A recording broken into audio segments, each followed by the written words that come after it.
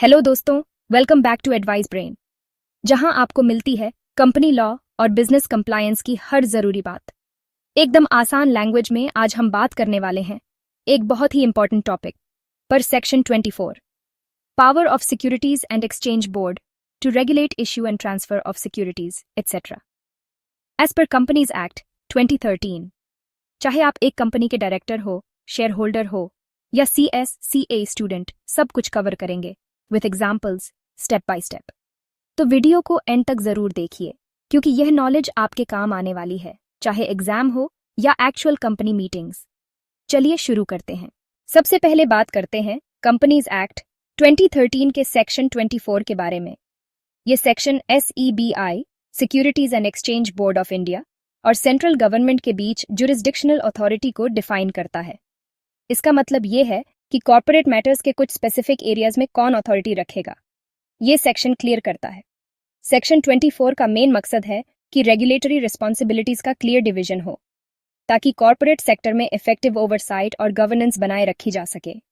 अब बात करते हैं सेक्शन 24 के अंडर कुछ की रेगुलेटरी जुरिस्डिक्शन के बारे में। SEBI की अथॉरिटी, स्कोप। SEB को पावर दिया गया है रेगुलेट करने के लिए इन मैटर्स को, इश्यू और transfer of securities.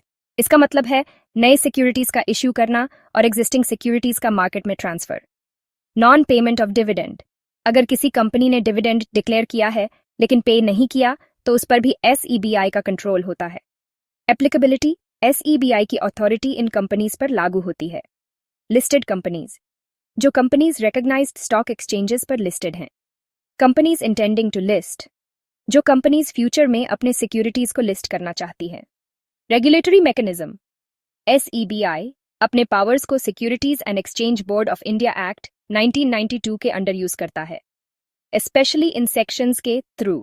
Section 11, 1, 11A, 11B और 11D, सेंट्रल गवर्नमेंट की अथॉरिटी। स्कोप, जो मैटर्स SEBI के अंडर नहीं आते उन सब को सेंट्रल गवर्नमेंट रेगुलेट करती है। स्पेसिफिक एरियाज, इसमें कुछ इंपॉर्टेंट रेगुलेटरी एरियाज शामिल हैं। प्रोस्पेक्टस, वो डॉक्यूमेंट जो पब्लिक को सिक्योरिटीज सब्सक्राइब करने के लिए इनवाइट करता है। Return of allotment, securities allot करने के बाद उसकी रिपोर्ट रजिस्ट्रार को देना। रिडेम्पशन ऑफ प्रेफरेंस शेयर्स का रिपेमेंट या बायबैक का process. Regulatory bodies, central government इन अथॉरिटीज के थ्रू अपने पावर्स यूज करती है।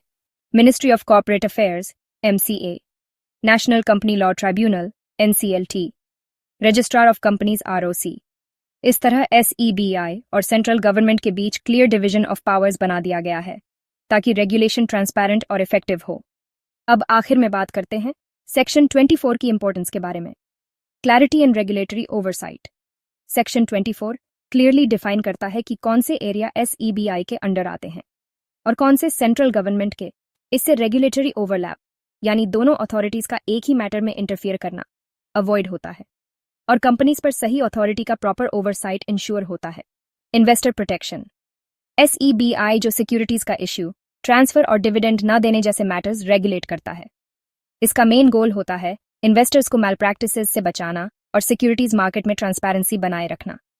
कॉर्पोरेट गवर्नेंस, जब रिस्पॉन्सिबिलिटीज क्लियरली डिवाइडेड होती हैं, SEBI market related matters handle करता है और central government broader corporate compliance देखते हैं। तो इससे कॉर्पोरेट गवर्नेंस और कंप्लायंस ज्यादा इफेक्टिव बन जाते हैं।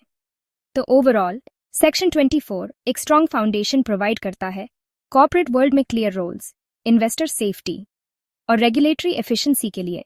तो दोस्तों, ये था हमारा आज का video on power of securities and exchange board to regulate issue and transfer of securities etcetera. उम्मीद है आपको वीडियो पसंद आया होगा और कुछ नया सीखने को मिला होगा। अगर आपको यह कंटेंट यूजफुल लगा हो तो लाइक जरूर करिए, कमेंट करके बताएं आपका नेक्स्ट टॉपिक सजेशन क्या है, और चैनल को सब्सक्राइब करना ना भूलें for more such informative videos. और हाँ, बेल आइकॉन दबाना मत भूलना, ताकि आपको मिलती रहे लेटेस्ट अपडेट्स सबसे पहले। मिलते हैं नेक्स्ट वीडियो में एक नए टॉपिक के साथ। Thank you.